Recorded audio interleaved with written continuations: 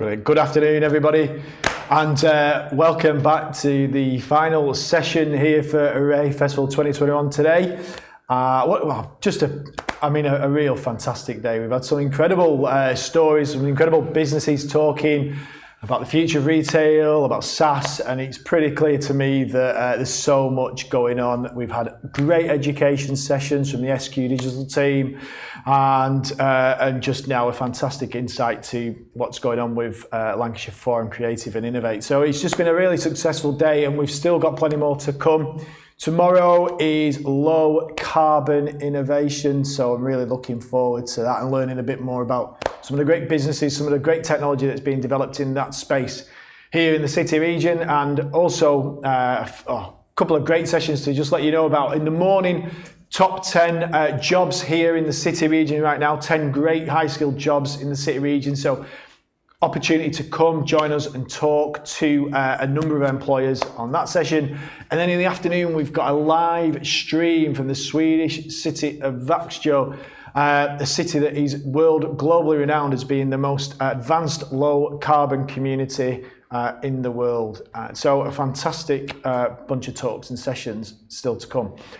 Don't forget as well, if you hit the button marked rooms and you go into the rooms below, the breakout rooms, the ICS accounting team are in there to help people who are looking for advice and support on anything accounting, super deductions, IR35, payroll, you name it, they'll be able to help you out. This final session for today, really excited. Love these one-to-one conversations and looking really forward to this one. Today we are joined by James Walkerdine, who is the COO and co-founder of Relative Insight, and so I'm sure many of you know Relative Insight have been labelled a couple of times today darlings of UK tech scene. Just a fantastic business doing some incredible work. So I'll fire straight into questions. Thanks, James, for joining. Thanks for coming. Thanks for having me. Thank you. And just before we kick off, just tell us a little bit about Relative Insight, what you do, and how business is right now. So what we do as a company is that we help our clients, I guess, better engage with their target audiences, and we do that via language. Okay, so we help them understand what their audience cares about and how they talk about it. And so our platform, our tool, helps them analyze all sorts of language data and pulls out insights to help them inform that. At the moment we're doing really well. You know, we sometimes forget actually that we're in the middle of a pandemic, and despite that, we've doubled in revenue over the last 12 months. We've hired, sort of 20 to 30% more people. So we are continuing to grow during these times, and as the brakes of the economy start to get released, hopefully we'll start to really now see good expansion over the next sort of couple of years. And global offices now. Indeed. So obviously Lancaster is our home, but London was our first office, and that's actually now our biggest office. And then we've got an office in New York as well. Incredible. And just for anyone who's tuning in, by the way, the chat box, by the way, if you want to fire some questions into James as well while we're here, the chat function is there, so please do use that to engage with the conversation as well. James, these stories, I like to kind of find a little bit more about the people behind the business. So I'm really interested. You came to Lancaster to do your undergrad, you studied computer science. Tell us about kind of, that time. Were you expecting to go on to lead a world-leading SaaS marketing platform, or what was it? Yeah, that was it. That was it. I came here in '95, so it's a long time. I spent more of my life in Lancaster than anywhere else now. I did my degree here and my PhD, and then I was a researcher. And I guess, I always had an inkling, a desire to sort of do something like a business at some point. Yeah.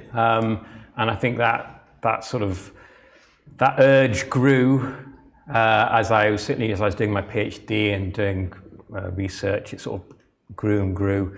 And I think part of that came about because as a researcher, the way it tends to work is that you get research projects that have a sort of defined lifetime of 3 or 4 years, and then they just end. And so as a researcher, I was working on projects, I'd be building these systems to solve problems, and then they would just end. And after 2 or 3 times of going through that process, I was feeling, I guess, a little bit frustrated about the fact that, I guess every researcher wants to see their research going on to actually having an impact. And that wasn't really happening. And so I think the more that happened, the more I felt the urge to sort of try and take what I was doing and make it have an impact somewhere. And then, our research sort of moved into child protection area. And right from the start, we felt that there was potential there, that this is a product or tech that we're building that could go on and be used in the wider world. And so right from the very start of that, we had, I guess, an impact or a commercialization sort of plan in place to sort of try and do something with this. This is even before it got funded. Before we even got funded, we were thinking about doing this. And so then we went into the research, and then. So how did that come about then? See, as you mentioned there, the early stages of what was to become the business was really around that child protection. So how did that come about? What were those early stages like for you, and who was involved? What was? So we sort of stumbled into this whole area a little bit by chance. We were doing some research on file sharing systems. Right. And we built this system that allowed us to, in real time, see what people were searching for on peer-to-peer networks. And what we were seeing was that there was a large amount of people searching for pornography and also online child sort of material. And when we saw that then spawned the idea of the research as a project, of actually trying to do a project around monitoring sort of how this sort of online child material was being spread and being searched for, and then we extended it into how people would perhaps try and groom children in chat rooms and all that sort of stuff. So that was where the sort of seeds came from for the research. And then, as I said, we applied for the funding, we got the funding, and then in parallel actually to the project, we actually set the company up. Right. So it was the two. And when was that? When approximately? So that was way back in 2007, so a long time ago. But to be perfectly frank, during that period, it was really just treading water, not doing anything. It was very much an academic sort of hobby more than anything else. It wasn't really until 2011 that we started to really start looking at it seriously as a I guess something that we can properly commercialize and turn into a proper business. And so, around that time, you say 2011. What kind of happened then with the technology? What sort of position were you getting to with it and with that particular work? So what we'd done in parallel to the research and the academic side, we'd also, as a company, we'd applied for R&D sort of smart grant. Right. And this was to build an app to empower children to essentially try and identify who they're communicating with. Because at that point, the technology was kind of able to sort of look at conversations and start to identify. Yeah, so the idea was the technology, you could upload reams of sort of conversation data you've been having, and the technology we'd built would try and work out, is it a genuine child you're talking to, or is it actually an adult masquerading as a child? So we built that tech, and so this app that we'd built was trying to shift it onto a mobile phone, essentially. Right. And then the idea is that we'd release that to the world for children to use, and then if they ever felt uncomfortable with who they were communicating with, they could use the app to hopefully try and work out, is this actually a real child or is it actually an adult who's masquerading? So that was funded by a government sort of R&D grant for the company. And because we worked at the uni at that time as well, and the uni obviously have got various good links with various press associations, and in particular the BBC. Yes. And so the BBC actually were really interested in covering that. And so they did this piece on... It's a great bit of PR. Yeah, I mean, it was huge, actually. No, they did this piece on the app. It was on BBC Breakfast. I got wheeled down to Northwest Tonight to sit in the studio with Gordon Burns. And, you know, it was one day where I was living in this strange, surreal cloud. But the offshoot was that the following weeks after that, we got so much publicity from around the world, and we're doing radio interviews in the US, in Asia, in the UK, Birmingham, all sorts of places, and we got this really great momentum, I guess, what we were doing, and I think at that point I was sort of worried that what was going to happen was we would just go back to being academics, doing research, and that publicity would just start to fade away and we would miss out. And so someone from the uni enterprise team forwarded me this email about a Dragon's Den style pitching event done in Lancaster Castle. And I just said, well, let's just go for it. And we actually,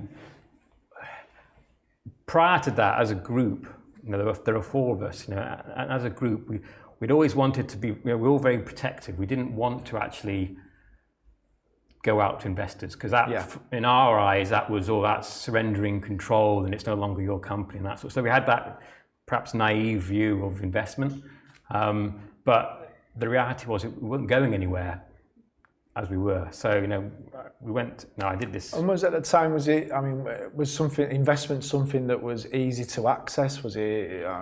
To be honest, we actually had no idea how hard it was. Yeah.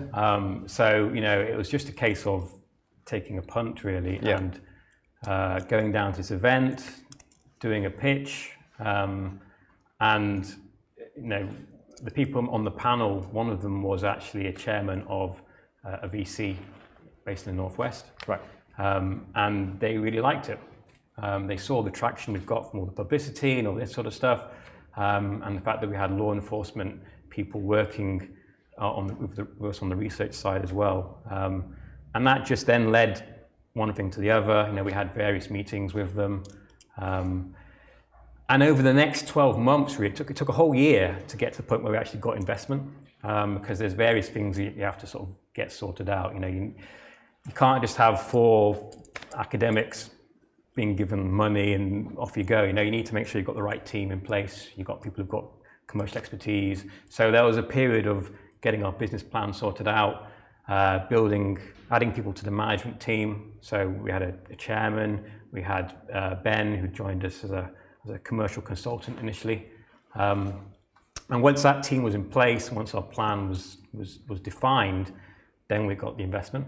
And that was, I think it was June, July 2012. And suddenly overnight, it had gone from being an academic hobby that was nice and safe and there was no risk and no pressure to suddenly someone's giving you money and they're expecting returns on that money. What sort of, so there's the app side of things. What about in terms of clients? Anything, were you working with other organisations at that time on the? Prior to that, really, it was just trials of law enforcement. Right. There'd been nothing more substantial than that. So that time then, kind of 2012, the investment comes, you're building this team. One of the big words that people are using currently in industry and lots of businesses have been using over the last 12 months has been this word pivot. And of course, for your business, so it sounds like you then came to the perfect definition of a pivot. So you changed direction. Tell us, how did that come about, that change of direction? Where did that come from? And what opportunities was that presenting to you?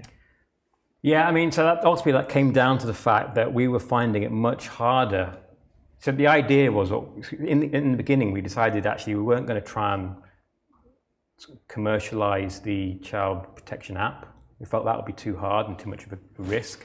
So instead, we focused on commercializing our toolkit we'd built for law enforcement. We felt that was more of a unique offering. But we found that was really hard to do.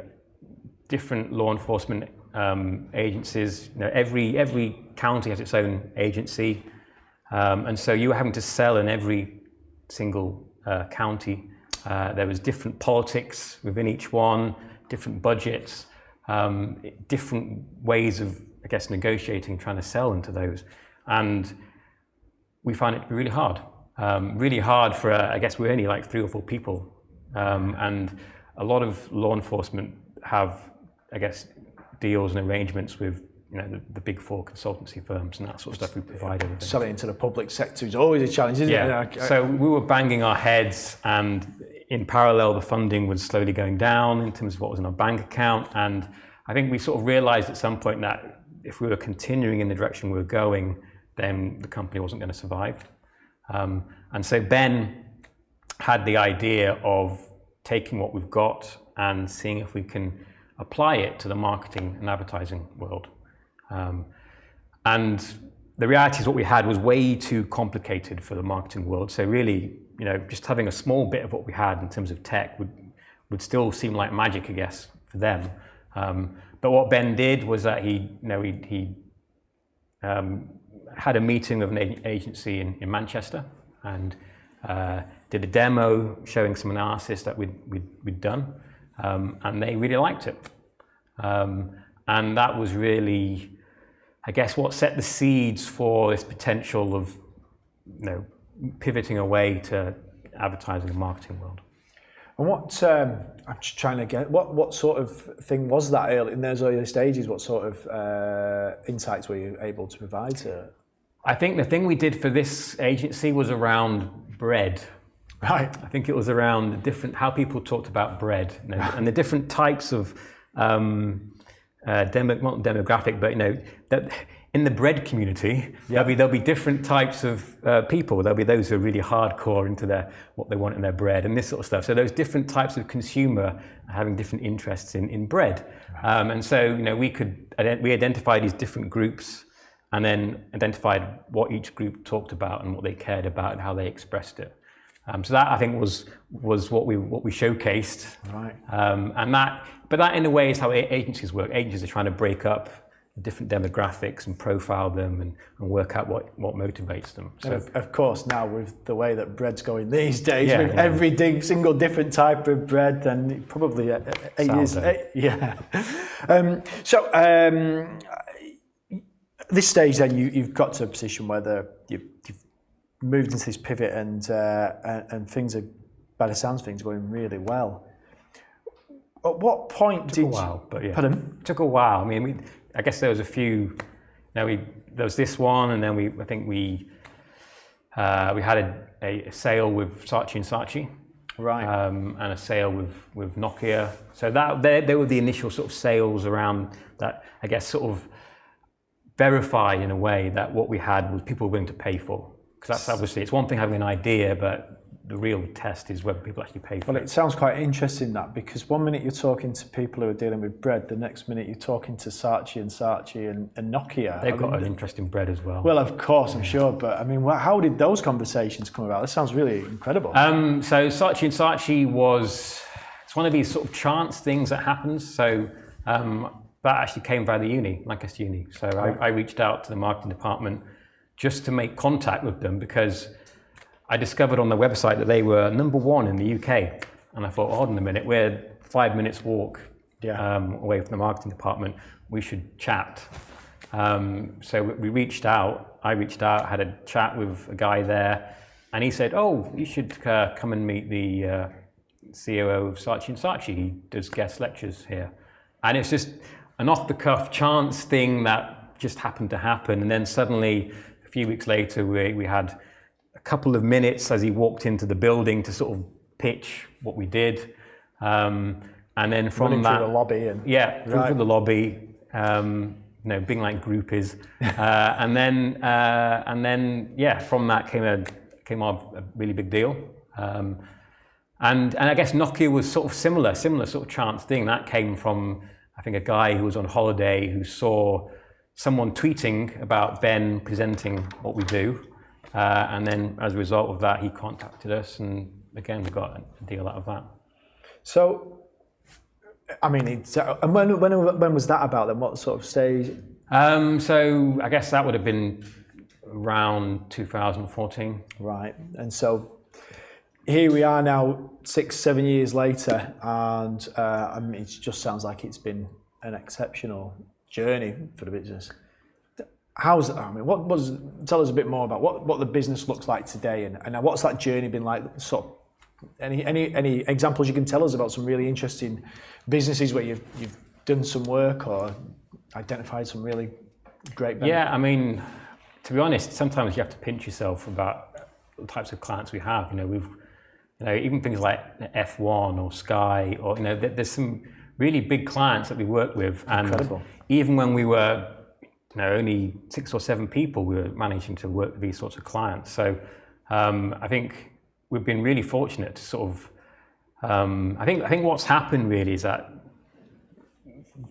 companies, agencies, brands, they've sort of, there's been that inflection point when they realise that language is critical, and that it's not enough just to have generic messaging that you pump out to everybody. You need to make sure that what you say resonates. So I think that realization and the fact that we emerged at that time as the only people who are really doing that meant that we could really, I guess, make good inroads into that space. So yeah, I think the first few years, we had steady growth, but perhaps not spectacular growth. But then in the last, certainly since 2018, things have really, really taken off. And we went from 8 people in May 2018 to now we're on 60. So it's just rocketed over the last couple of years. Wow. A few people in the audience as well. So if anybody has any questions that they'd like to ask, we've got the microphone set up. So if anybody wants to ask any questions, and again, anyone who's tuning in online, if you've got any questions, please do use the chat function, and we'll come to those shortly. So we've touched a few times about this, James, but I'm really interested to know what head office, home, as you mentioned before, in Lancaster. How do you find being in business in Lancaster, and what does it mean to you, and what sort of challenges have you got at the moment? Anything? Yeah, I mean, I guess from my point of view, obviously I've lived in Lancaster for a long time, and it's changed in the time I've been here. But I think as a place to live, it's great. You can just walk around and it's got that vibe, and it feels a really great place to live. And I think being able to have a company here as well, being able to sort of just walk into the office, it's got a great work-life balance, which I think is really appealing, and what is a really great strength for Lancaster as well. And I think the fact that it's got a direct line to London, you can go down and meet clients if needed. So for me, I think there's never been any desire to sort of leave Lancaster from a commercial point of view. I think, why would you? Do you think the situation we found ourselves in over the last 12 months with the pandemic, do you think that's kind of helped in any way as well in terms of the business or challenge? You mentioned it's been a great year. In terms of what sense? I think the one thing that people are talking is that people are talking to me about people and the challenges. So I guess we need to see what happens in that respect. Yeah. I guess there was this talk about as more people start to work from home, then maybe sort of Lancaster in a way changes to being a place where rather than they commute to Manchester, they might stay in Lancaster and look for work here or whatever. So I think it's perhaps as we come out of the pandemic, we might sort of see what happens there. I mean, I think the challenge for us has certainly been it is hard to recruit. I mean, in Lancaster, I think I guess as we've got bigger, in some ways it's got easier in some respects, but harder in others. You know, it's easier in that we become more known and so people are aware of us. It's harder in that as you get bigger, the types of hires you need are perhaps not going to be living in Lancaster. So it's sort of that sort of trade-off. And I expect what we're going to have to end up doing is probably nurturing talent a lot more, tapping into graduates and growing them.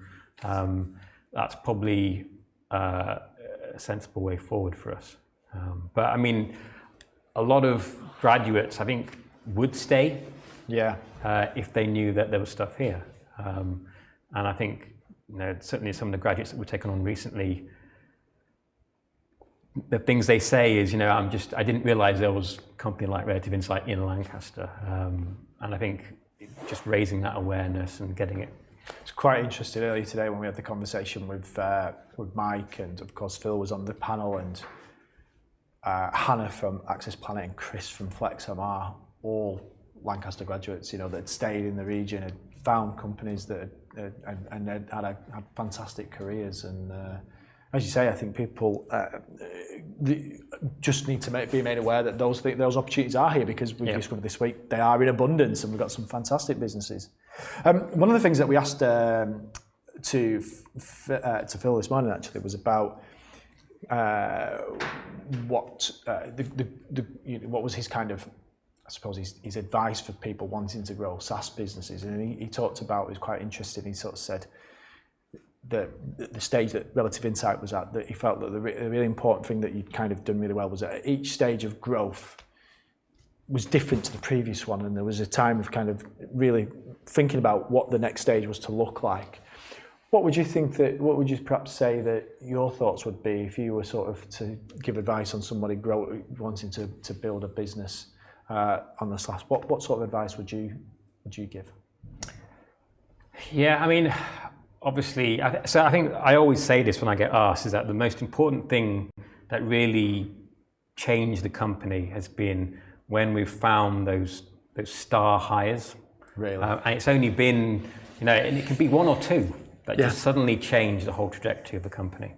And I think, you know, that to me it's always been critical. I think also,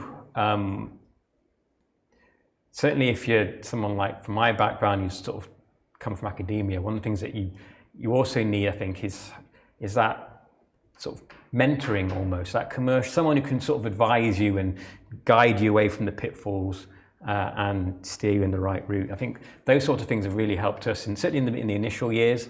But I think, you know, as Phil sort of mentioned, I think the challenges that you face change on a monthly basis. You know, so what will be a challenge for us at the moment, you know, in 6 months' time there'll be new challenges that we have to face. And so part of the challenge, I guess, of a company is, on the one hand, being reactive and dealing with the day-to-day, but also having the capacity to be proactive and plan for the future and make sure you've got the infrastructure in place, or you're hiring for the future and this sort of stuff. Yeah, that's interesting. We've got somebody from the audience who wants to ask a question, so I'm going to invite Claire Louise to come down to the microphone, if that's okay. If you just, yeah. Hiya. Hello. It's just on that growth topic. What was the impact of investment on your growth? So was it fundamental, or do you think it just speeded things up? Fundamental. Because prior to that, we were just, as I said before, it was an academic hobby. So we were taking part in research projects with the uni, and we might have 1 or 2 hires, but there was clearly no commercial plan as such. It was just a part-time thing to have on the side. And because you're in that sort of mindset, there's no risk. You know, we were all still full-time employees at the uni at that point, so no one was staking their lives on, putting their lives on the line in order to sort of jump into the company full-time. And it was only when we got the initial investment that changed, and then things became a lot real, and we actually had to it had to go from being a hobby to a really serious business with serious responsibilities and goals to meet. Yeah, so what was more challenging about the investment? Was it actually the technical, actually finding investment, or was it like the cultural deciding to take, there must have been quite a lot of cultural, personal stuff around taking the investment, as you say, that step change? Yeah, I mean, I think, so actually finding investment, I think, I expect it should have been harder than it was, to be honest. I think it was just fortunate that I pitched in front of those people at that time.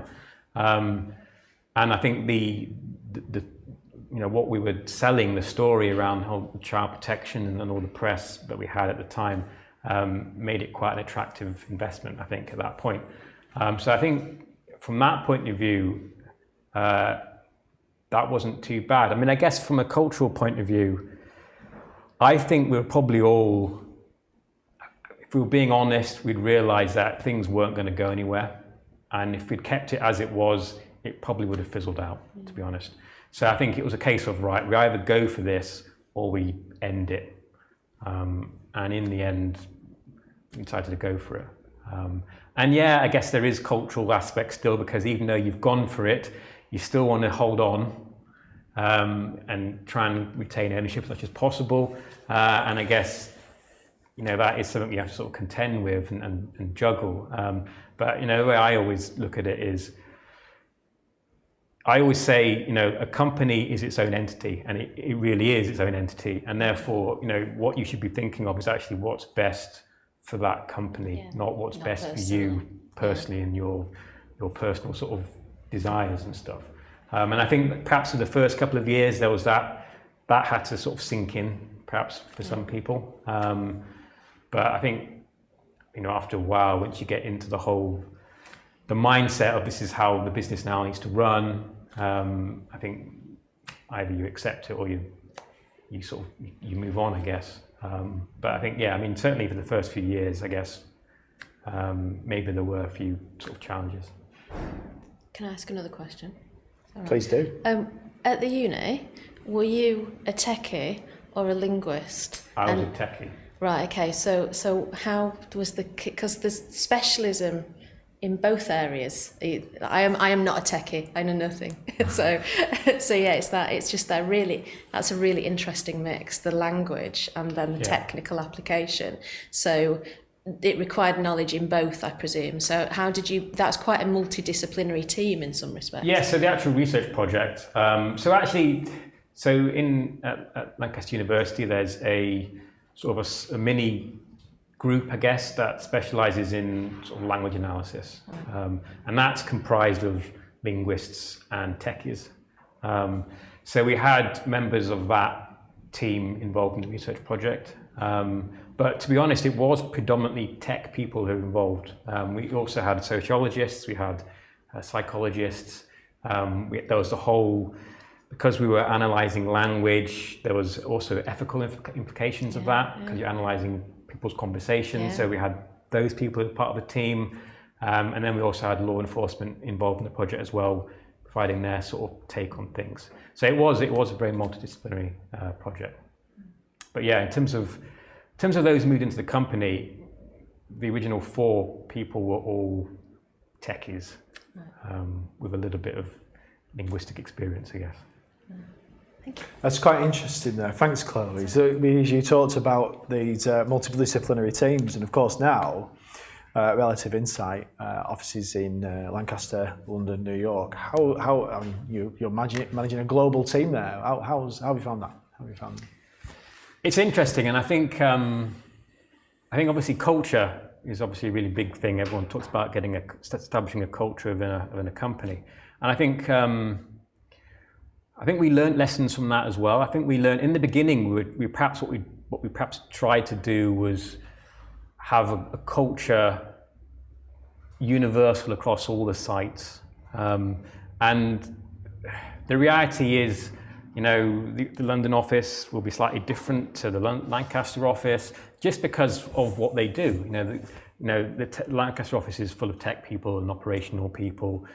London office is commercial, and so you get different types of personalities. So it's inevitable that you're going to get slight variations in culture across different sites. But to me, that's not a negative. That's actually a strength. It's really exciting. I think actually you want to have diversity, and so what we've sort of moved to now is having a core set of values that apply across the company, but then actually these values themselves encourage diversity and encourage people to be who they are. So that therefore builds on the strengths of the fact that yes, London might be a bit more outgoing than up in Lancaster, but that's fine. It's that mix actually works together really well. Each side's got strengths and weaknesses, and they complement each other. Brilliant. And someone's just dropped into the chat there too, James. How do you think? I mean, and we've actually talked about this recently. And quite an interesting question here from Nathan. How do you think we can bring more people interest to tech careers in our part of the world? So I think things like Fraser House and the Array Festival are obviously good places to start. I think as you sort of see from this festival, there's clearly a number of companies in Lancaster, quite a lot of companies in Lancaster that do great tech stuff, but most people probably aren't aware of them, if we're being honest. And I think one of the things that probably Lancaster needs to do, or maybe the tech community needs to do, is maybe pull together and try and have maybe a single voice or some sort of mechanism for a single voice to really advertise what all these different tech companies do. And I think the more we do that, the more we sort of shout about and promote good stories from all the different tech companies, I think the more people will start to associate Lancaster with tech, and the more people will go, okay, I'm going to stay in Lancaster for work or whatever. Or people might want to move here. We've got employees who are born and bred from London and have moved to Lancaster. We've got employees who've come from California to Lancaster to come and work for us. So, I think there is the draw. It's just getting that awareness out. And I think if we can do that, then I think, I've always said Lancaster to me is like a York or a Cambridge. It has that potential. It's an old historical city, and it's got great architecture, and it's great to walk around. It's just perhaps a little bit shy in shouting out about itself. We're going to turn up the noise a little bit more. And we're coming towards the end now, and I've got another question in the chat. But I wanted to ask you a couple more questions, and if anyone else wants to, by the way, as well, please feel free to step forward. And I noticed Kamal Esser in the audience there. Really interesting what was said about that we have got so much to shout about the Google Premier Partner, digital agencies, world-changing tech around battery technology tomorrow with Lena, and just so much, and of course yourselves. But what going forward from here, James? What do you think the future looks like for Relative Insight then? Well, we're going to specialise in bread. Well, of course, yeah. No, everyone needs a niche. Yes. So I think obviously we want to just keep growing as we are. I think our goals. We haven't barely begun in a way. So I think we want to continue our expansion, our growth. We're only just beginning our US journey, and I think the US will easily become our biggest market. So we need to really expand over there and tap into that. And then, I guess the UK, US, that's just the English-speaking world. I think as we develop our tech to look at other languages, then that opens up more and more opportunities. So, and is that work you're doing at the moment? Slowly but surely, we're adding new languages. So at the moment, real opportunity. The sky's the limit for us. Really. Yeah, real opportunity. There's another question just come in, so I'm going to refer into the text. Ryan has asked, how do you think Lancaster companies whose customers are mostly outside of Lancaster can still invest locally? Say that one again, sorry.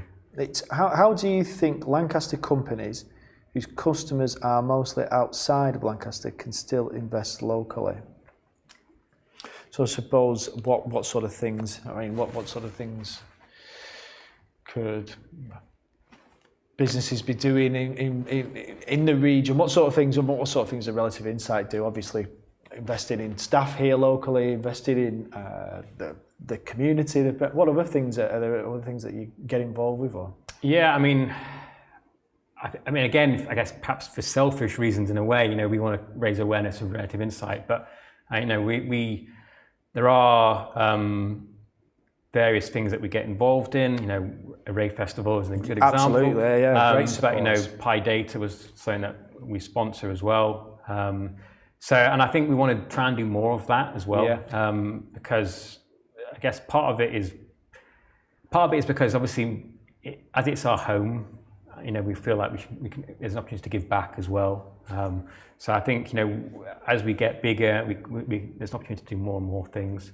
But I think we'll try and make it tech focused wherever we can. Yeah.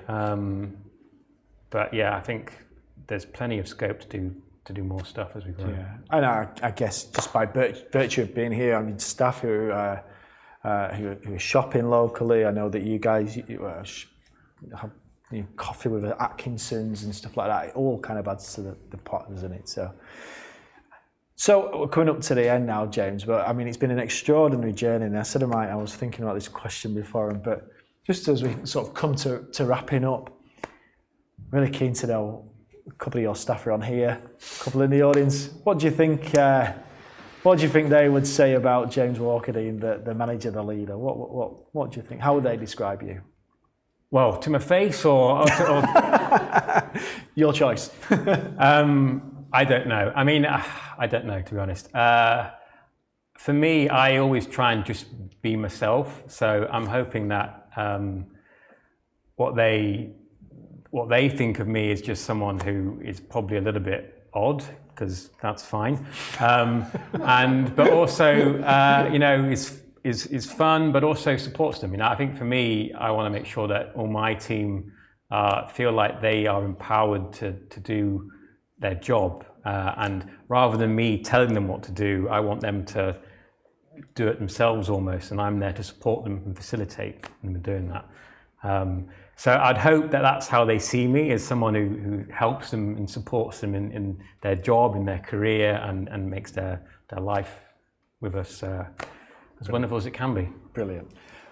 We've just got a couple of questions. I'm going to just go to Kamal first. Yeah, if you want to kind of come down to the... Yeah. Hi James, Kamal Lancaster from SQ Digital. Interesting you talking about, there's a lot of great companies in Lancaster. And like you said, probably similar to me, where I probably didn't even know half of them existed until this festival. Do you think that, we've got a responsibility as business owners to maybe come together and work more closely together? Because I can definitely see synergies between, what you guys do and what SQ does, and is an opportunity that, maybe we do need to work a bit more in partnership and then shout more about Lancaster and help each other out. Yeah, I mean, I was suggesting that to Dan the other day, that, maybe the tech community in Lancaster could come together and start to, I guess, work on a promotion strategy, for tech in Lancaster as a whole. I think that's certainly something that I think I'd be up for doing, because it benefits us, it benefits everybody. So yeah, I think. Okay, great. So I can announce that Relative Insight and SQ Digital will be partnering with. You heard it here first. Yeah, absolutely. I think the opportunities are there, though, aren't they? There's a real groundswell of. There's lots of companies here, I think, all have a shared interest in, I guess, promoting Lancaster as a tech city. Yeah, absolutely. John, do you want to just come over to the... Hello. John Hill. It's come to my attention that you might be a fan of the Hawaiian pizza, and I was wondering whether you think that might hinder your success in the future, and how you might explain yourself to the audience, if that's okay. This is Ryan, isn't it? It's Ryan.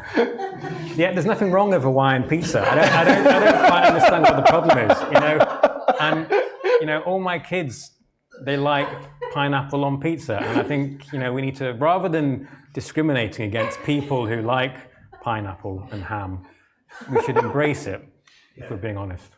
On a pizza? On a pizza. Yeah. Okay, fair enough. That answers my question. Thank you very much. I'm not really sure how to follow that, to be honest with you. But I am a massive Hawaiian pizza fan as well, so I think There we that's go. So there's no more questions have come in. We've come up to the 45 minutes and I think we're done for Hawaiian pizza questions there. I was half expecting sourdough bread, so that's good. James, I think on behalf of everyone who's here, who's streaming, who's watching and asking questions, I mean, it's just been a really fascinating conversation and relative insight. You know, it's a company that makes, I'm sure yourselves, but also the whole city proud of what you're doing and the way you're kind of growing this incredible business and what it's doing around the world. And it's a great example for us all to look at and to be inspired by. So thank you very much for taking the time out this afternoon to join us. So that's Digital and Tech Day then. That we've done the Digital and Tech now. So tomorrow is low carbon innovation. I've said first thing in the morning, we've got this great top 10 high skilled jobs in Lancaster City region now. So please join us for that. Great opportunity to speak to employers. Live stream from Vax Show in the afternoon. Discussion on circular economy in the city. And some really exciting stuff. And then Mike Gibson in the hot seat. Hey, Mr. Digital for the city region, for the county indeed. So another jam-packed day. So from all of us, thanks very much for tuning in. James, thank you. You need to ask Mike if he likes ham and pineapple. I'll ask Mike exactly about ham and pineapple. Yeah. Thanks very much. Great day. Over. Thanks a lot.